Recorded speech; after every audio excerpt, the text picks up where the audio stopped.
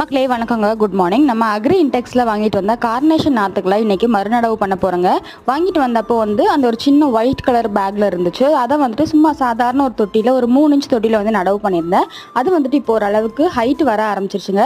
இனி இதுக்கான கரெக்டான பாட்டிங் மிக்ஸ் என்ன, பாட்டிங் மிக்ஸில் ரெடி பண்ணி நம்ம செடிகள் கொஞ்சம் ஸ்பேஸ் கொடுத்து வைக்கிறோம் அப்படின்னா நல்லாவே வளர ஆரம்பிச்சிடும். ஸோ இது பார்த்துட்டிங்கன்னா நமக்கு இந்த குளிர்காலத்தில் பூக்கக்கூடிய பூக்கள் தான். இப்போ நம்ம வாங்கி நாத்தாவோ விதைகளாவோ வாங்கி உற்பத்தி பண்ணுறோம் அப்படின்னா நமக்கு நவம்பர் டிசம்பர் டைம்ல நிறைய பூக்கள் பூக்குங்க.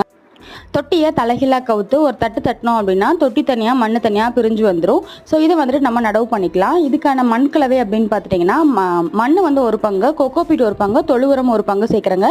இது கூட கொஞ்சமாக போன்மீல் சேர்க்குறேன். பூச்செடிகள் எல்லாத்துக்குமே போன்மீல் நல்ல ரிசல்ட் தருது.